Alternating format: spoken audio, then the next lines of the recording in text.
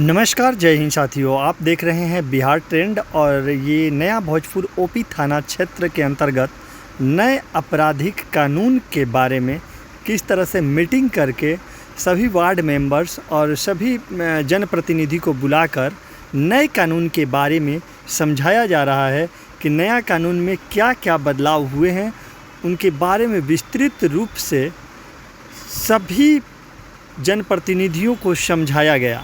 तो नमस्कार, जय हिंद साथियों। आप देख रहे हैं बिहार ट्रेंड और मैं मुन्ना सिंह। तो आज 1 जुलाई से जो 3 नए कानून में संशोधन हुए हैं वो इस प्रकार हैं, जो कि भारतीय न्याय संहिता, भारतीय नागरिक सुरक्षा संहिता और भारतीय साक्ष्य अधिनियम लागू हो जाएंगे, जो कि आज से लागू हो गए हैं। इन कानूनों में आधुनिक तकनीकों को शामिल किया गया है। इसमें पहली बार EFIR का प्रावधान किया गया है और हफ्ते भर में फैसला ऑनलाइन उपलब्ध कराना जरूरी है। 3 नए कानूनों में क्या क्या हैं? EFIR से ऑनलाइन फैसले और वीडियो कॉन्फ्रेंसिंग से ट्रायल तक की सारी सुविधाएं। 3 नए कानून को पिछले साल दिसंबर में संसद में पारित किया गया था। अंग्रेजों के ज़माने से चले रहे 3 मुख्य आपराधिक कानून की जगह अब नए कानून देश भर में प्रभावी हो गए। हमारी ज़िंदगी में बढ़ते तकनीक के दखल को देखते हुए इन कानूनों में भी तकनीकी के अधिकतम इस्तेमाल पर जोर दिया गया है।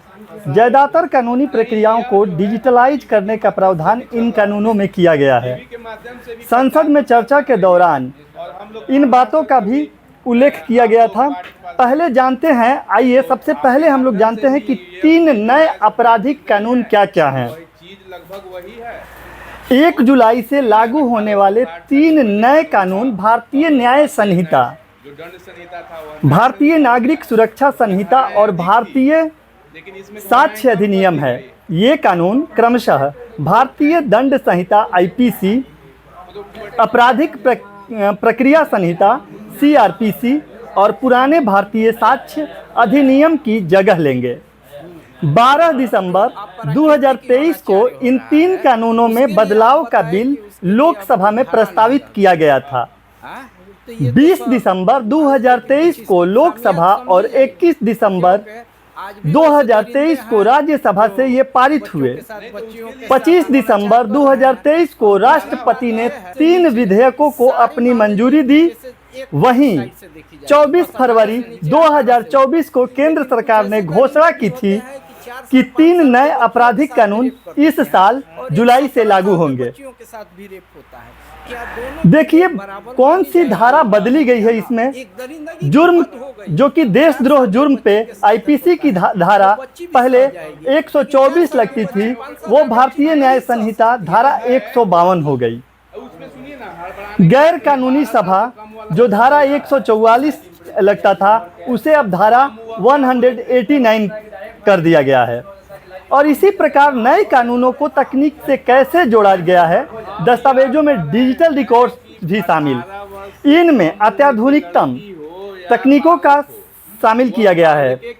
दस्तावेज की परिभाषा का विस्तार कर इलेक्ट्रॉनिक या digital records, email, server logs, computer, smartphone, laptops, SMS, website, locational साक्ष्य डिवाइस पर उपलब्ध मेल और मैसेज को कानूनी वैधता दी गई है। सरकार का कहना है कि इससे अदालतों में लगने वाले कागजों के अंबार से मुक्ति मिलेगा। जो कागजों का अंबार लगता था, उससे मुक्ति मिल जाएगी। कानूनी प्रक्रिया में वीडियो कॉन्फ्रेंसिंग और वीडियोग्राफी का विस्तार किया गया है। FIR से केस डायरी से चार्जशीट और चार्जशीट से जजमेंट तक की सारी प्रक्रिया को डिजिटलाइज करने का प्रावधान इस कानून में किया गया है। अभी सिर्फ आरोपी की पेशी वीडियो कॉन्फ्रेंसिंग से हो सकती है, लेकिन अब पूरा ट्रायल क्रॉस रेफरेंसिंग सहित वीडियो कॉन्फ्रेंसिंग से होगा। शिकायतकर्ता और गवाहों का परीक्षण, जांच पड़ताल और मुकदमे में साक्ष्यों को रिकॉर्डिंग और उच्च न्यायालय के मुकदमे और पूरी अपीलीय कार्रवाई में अब डिजिटली संभव होंगी। अब जो भी होगा वो डिजिटली संभव होगा। केंद्र सरकार के अनुसार नेशनल फोरेंसिक साइंस यूनिवर्सिटी और इस विषय के देश भर के विद्वानों और तकनीकी एक्सपर्ट्स के साथ चर्चा कर इसे बनाया गया है। सर्च और जब्ती के वक्त वीडियोग्राफी को आवश्यक कर दिया गया है, जो केस का हिस्सा होगी और इससे निर्दोष नागरिकों को फंसाया नहीं जा सकेगा। पुलिस द्वारा ऐसी रिकॉर्डिंग के बिना कोई भी चार्जशीट वैध नहीं होगी। पुलिस को भी चार्जशीट के समय वीडियो रिकॉर्ड देना होगा। फोरेंसिक साइंस का अधिकतम इस्तेमाल करना होगा। केंद्रीय गृह मंत्री ने सदन में कहा था कि आज़ादी के 75वें साल के बाद भी हमारा दोष सिद्धि का प्रमाण बहुत कम है, इसलिए फोरेंसिक साइंस को हमने बढ़ावा देने का काम किया है। सरकार ने नेशनल फोरेंसिक साइंस यूनिवर्सिटी बनाने का निर्णय लिया था। 3 साल के बाद हर साल 33,000 फोरेंसिक साइंस एक्सपर्ट और साइंटिस्ट देश को मिलेंगे। पहली बार EFIR का प्रावधान नागरिकों की सुविधा सुनिश्चित करने के लिए पहली बार 0 FIR की शुरुआत होगी। अपराध कहीं भी हुआ हो, आप अपराध कहीं भी, अपराधी कहीं का हो, उसे अपने थाना क्षेत्र के बाहर भी रजिस्टर किया जा सकेगा। अभी तक हम लोगों ने देखा था कि ये हमारे एरिया के बाहर है, ये थाना मेरे एरिया में नहीं पड़ता है, ये गांव हमारे थाना के एरिया में नहीं पड़ता है। उन चीज़ों से अब मुक्ति मिल गई है। अपराध कहीं भी हुआ हो, उसे आप अपने थाना क्षेत्र के बाहर कहीं भी रजिस्टर करा सकते हैं। अपराध रजिस्टर होने के 15 दिन के अंदर संबंधित थाने को भेजना होगा। उसका दस्तावेज जब आप ऑनलाइन कर देते हैं, उसका दस्तावेज आपको थाना में 15 दिन के अंदर भेजना होगा। पहली बार EFIR का प्रावधान जोड़ा गया है। हर जिले और पुलिस थाने में एक ऐसा पुलिस अधिकारी नामित किया जाएगा जो गिरफ्तार किए गए व्यक्ति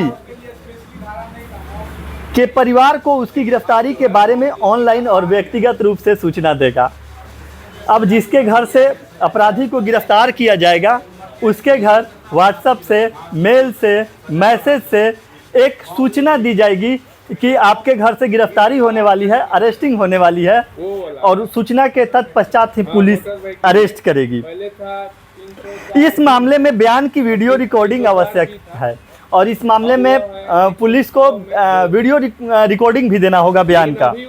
यौन हिंसा के मामले में पीड़ित का बयान आवश्यक कर दिया गया है। यौन प्रताड़ना का जो चल रहा है, यौन हिंसा का जो चल रहा है, उसमें पीड़ित का बयान बिल्कुल लगा के तब पुलिस को देना है दस्तावेज। अब उसमें 10 साल कर दिया गया है। मामले में यौन उत्पीड़न मामले में वीडियो रिकॉर्डिंग भी अब आवश्यक कर दी गई है। पुलिस को 90 दिन में शिकायत का स्टेटस और उसके बाद हर 15 दिन में फरियादी को स्टेटस देना आवश्यक होगा।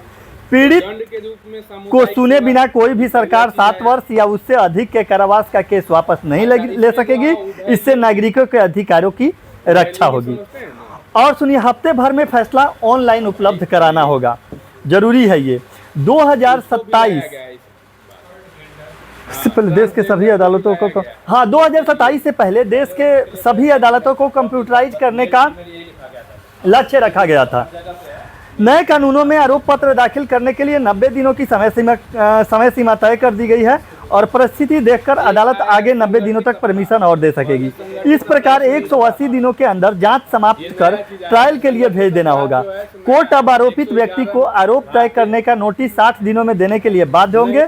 बहस पूरी होने के 30 दिनों के अंदर न्यायाधीश को फैसला देना होगा। इससे सालों तक निर्णय पेंडिंग नहीं रहेंगे और फैसला 7 दिनों के अंदर ऑनलाइन उपलब्ध कराना होगा।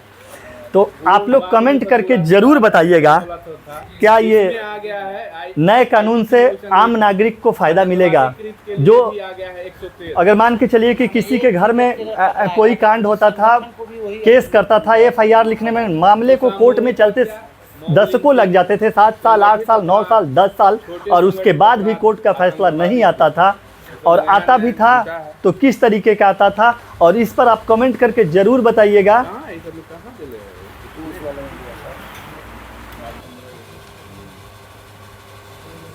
अगर किसी को समझना होगा तो कोई विशेष जो है बदलाव नहीं है, कहीं इसमें इफर्ट नहीं है बहुत ज़्यादा कि लोगों में यह भय व्याप्त हो या फलना व्याप्त हो कि नया कानून आ गया, नया कानून आ गया। नहीं, वही कानून का लगभग वही है। लैंग्वेज वही है, परिभाषा भी लगभग वही है। बेसिकली उसमें नए बोला में इलेक्ट्रॉनिक साक्ष्य सब के बारे में ज़्यादा चर्चा आई है, और उसको साक्ष्य अधिनियम के तहत साक्ष्य बनाने का जो है वो सारी चीज़ नया आया है।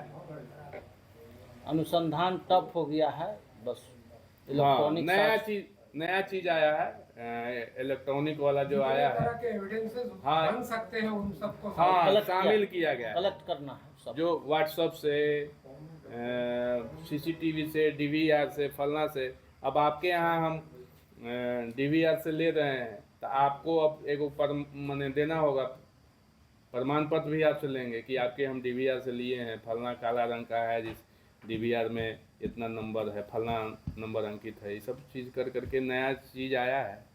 प्रयोग तो कर ही रही थी पुलिस, लेकिन उसका मैंने ये नहीं, हाँ लीगल जो इसको कहते हैं नहीं, तो भारतीय साक्ष्य अधिनियम में नया चीज़ आया है।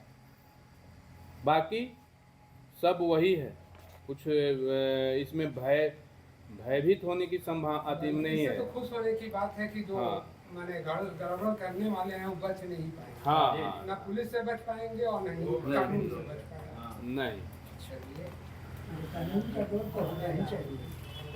लॉ का मतलब ही नहीं।